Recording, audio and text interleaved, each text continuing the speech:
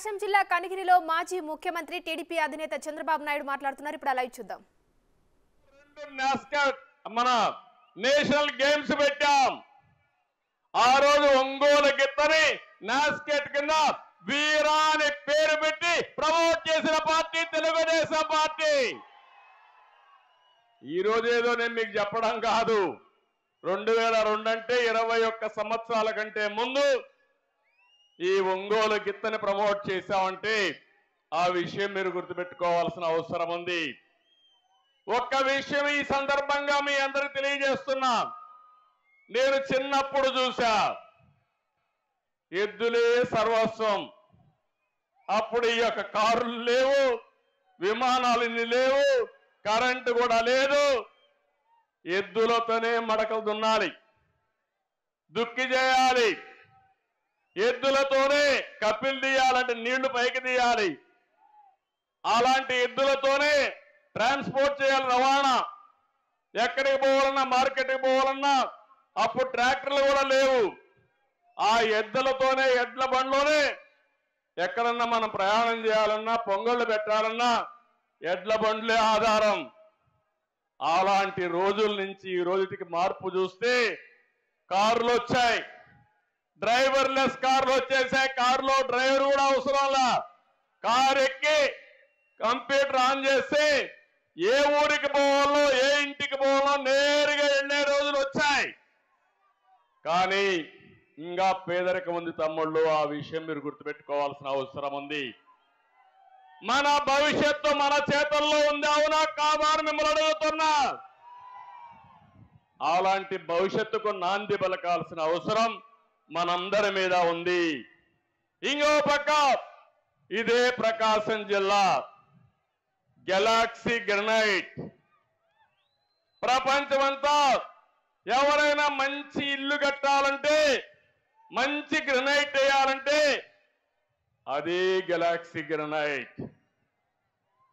నేను ఆ రోజు ముఖ్యమంత్రిగా ఉండి అపోజిషన్ లో ఉంటే, జనార్దన్ రెడ్డి గారు ముఖ్యమంత్రిగా ఉండి మొత్తం అమ్ముకోవాలని చూస్తే దాన్ని గట్టిగా పోరాడి కాపాడిన పార్టీ తెలుగుదేశం పార్టీ. ఈ రోజు ఏమవుతుందో చూడండి. అక్కడ గెలాక్సీ గ్రనైట్ మొత్తం కడప నుంచి, పులివెందల నుంచి వచ్చి జగన్ అండ్ కంపెనీ దోచుకునే పరిస్థితికి వచ్చారు. ఇంకో పక్క ఈ కనిగిరి సభ ద్వారా పిలిపిస్తున్నా, సైకో పాలన పోవాలి, సైకిల్ పాలన రావాలి. ఆ పిలుపుకు మనందరం కూడా సిద్ధం కావాల్సిన బాధ్యత ఉంది. ఈరోజు నేను మీ అందరికి విజ్ఞప్తి చేసేది ఒకటే. ఈ రాష్ట్రంలో 5 కోట్ల ప్రజలకి, తెలుగువారు ప్రపంచం మొత్తం 10 కోట్లున్నారు. అందులో 5 కోట్ల మంది తెలంగాణలో, ఇతర రాష్ట్రాల్లో, ఇతర దేశాల్లో ఉన్నారు. 5 కోట్ల మంది మన రాష్ట్రంలో ఉన్నారు. ఇంకో పక్క మీరు చూస్తే కనిగిరిలో ఉండేవాళ్ళు ఇక్కడ పేదరికంలో ఉన్నారు. కనిగిరి వదిలిపెట్టి హైదరాబాద్ పోయినా, బెంగళూరు పోయినా, కనిగిరి నుంచి పోయిన వాళ్ళు బ్రహ్మాండంగా ₹1,00,00,000 సంపాదించారు. దానికి కారణం మీరు ఒక్కసారి ఆలోచిస్తే, అలాంటి అవకాశాలు ఇక్కడ క్రియేట్ చేసి ఈ వెనుకబడిన ప్రాంతమైన కనిగిరి బ్రహ్మాండంగా అభివృద్ధి అవుతుంది. అదే హామీ ఇస్తున్నా. తప్పకుండా దశ దిశ కనిగిరికి మార్చే బాధ్యత తెలుగుదేశం పార్టీ తీసుకుంటాం. ప్రభుత్వం అనేది 5 సంవత్సరాలకు ఒకసారి మ్యాండేట్ ఇస్తారు. మీరంతా మీరు అనుకుంటే ప్రభుత్వాన్ని ఎన్నుకుంటారు. ఎన్నుకున్న ప్రభుత్వం ఒక ట్రస్టీగా ఉండాలి, ప్రజలకు మంచి చేయాలి. 5 సంవత్సరాల తర్వాత మళ్ళీ ప్రజల్లోకి వచ్చి నేను ఈ పనులు చేశానని చెప్పే ధైర్యం ఉండాలి. నేను అడుగుతున్నా, ఈ 5 సంవత్సరాల్లో మీకు ఎవరికైనా న్యాయం జరిగిందా అని మిమ్మల్ని అడుగుతున్నా.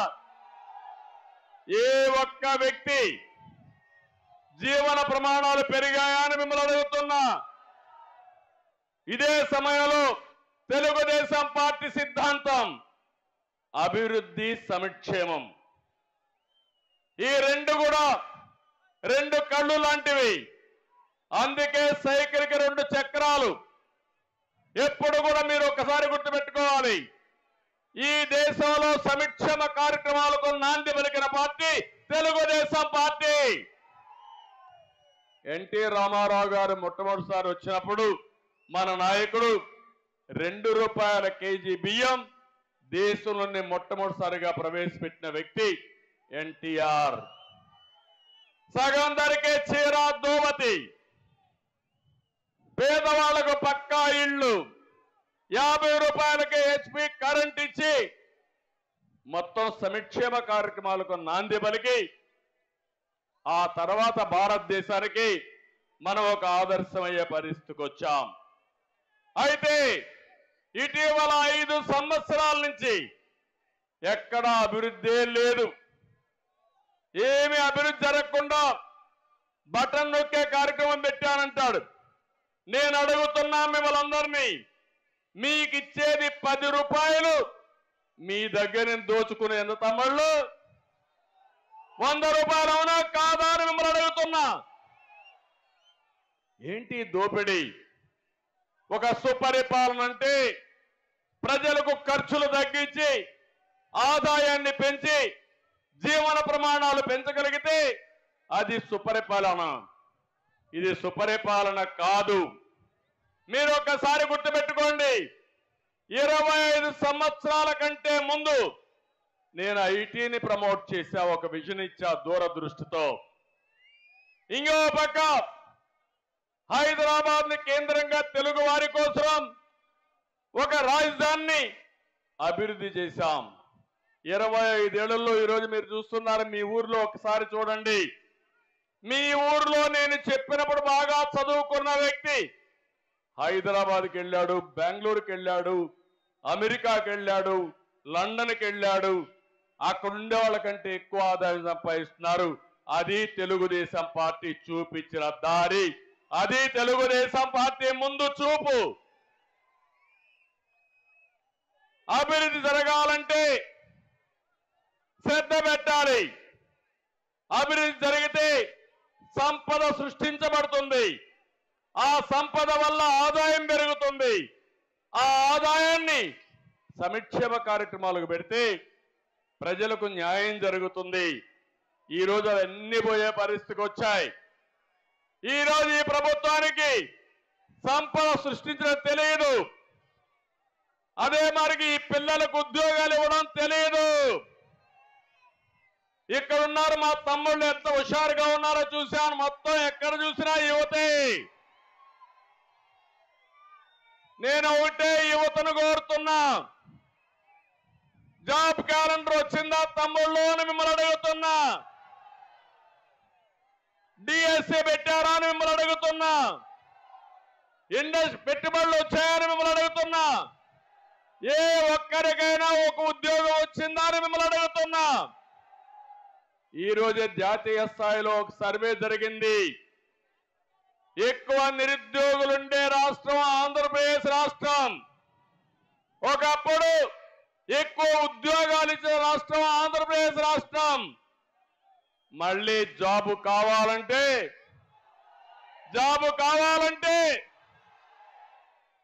అయితే జాబు రావాలంటే మీరేం చేయాలి? ఇప్పటి నుంచి పనిచేయాలి.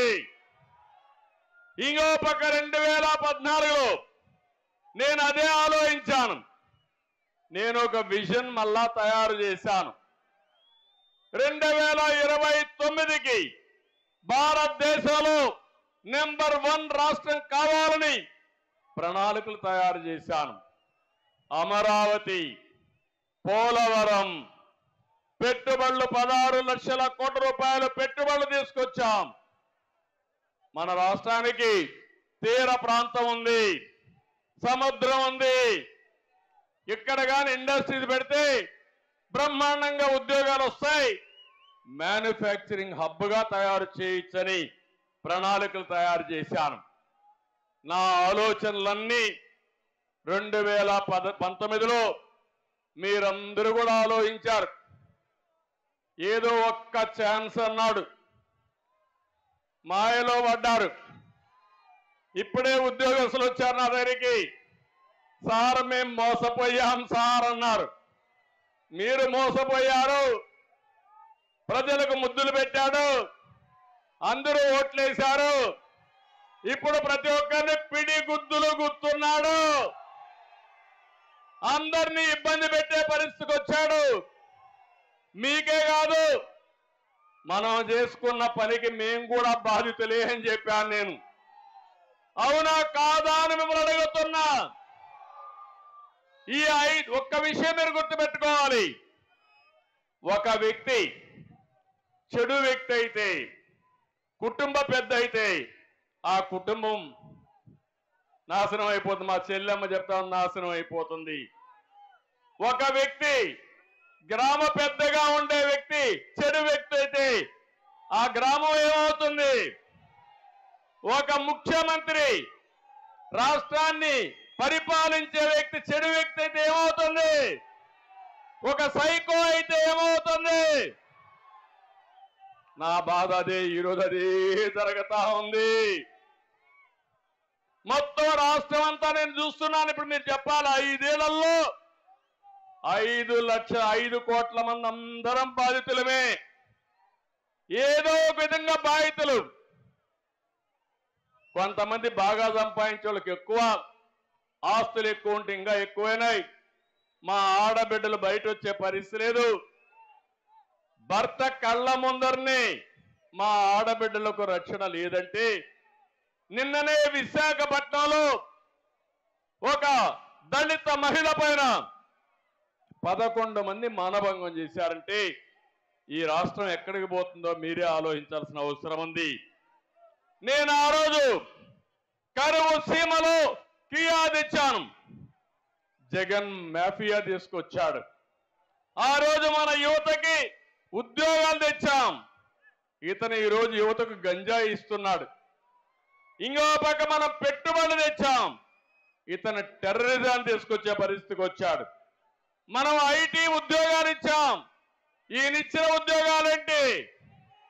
ఏ ఉద్యోగాలు ఇచ్చాడు? 5,000 రూపాయలు వారంటీ ఉద్యోగం. మనం ఇచ్చింది ఐటీ ఆయుధాన్ని ఇచ్చాం. దానితో ప్రపంచాన్ని జయించే శక్తి తెలుగుదేశం పార్టీ నా తమ్ముళ్ళు యువతకి ఇచ్చింది. అది తెలుగుదేశం పార్టీ సత్తా. బాధుడే బాధుడు, మామూలు బాధుడు కాదు, వీర బాధుడు. నిత్యావసర వస్తువులు ఏమన్నా కొనే పరిస్థితిలో ఉన్నారా? ఏమమ్మా వంట చేసే పరిస్థితిలో ఉన్నారా మీరు? నిత్యావసర వస్తువుల ధరలన్నీ పెరిగాయి. బియ్యం దగ్గర నుంచి ఉప్పు, పప్పు, కూరగాయలు అన్ని పెరిగిపోయే పరిస్థితి వచ్చింది. సామాన్య మానవుడు బ్రతకలేని పరిస్థితికి వచ్చాడు. దేశంలోనే పెట్రోల్, డీజిల్ ఎక్కువ ధరలకు చిరునామా ఆంధ్రప్రదేశ్ అయ్యింది. కరెంటు ఛార్జీలు 9 సార్లు పెంచారు. నేను ఒక్కసారి కూడా పెంచలేదు. మళ్ళీ హామీ ఇస్తున్నా, సమర్థవంతమైన పాలన ఉంటే కరెంటు ఛార్జీలు పెంచే పని లేదని మీ అందరికీ విజ్ఞప్తి చేస్తున్నా. ఎందుకు పెరిగాయని అడుగుతున్నా. ఈరోజు సోలార్ వచ్చి, విండ్ వచ్చిన తర్వాత, గ్రీన్ ఎనర్జీ వచ్చిన తర్వాత కరెంటు ఛార్జీలు తగ్గుతాయని చెప్పాను. దోపిడీ వల్ల కరెంటు ఛార్జీలు పెరిగాయని చెప్పి నేను మీకు తెలియజేస్తున్నా. ఇంకో పక్కన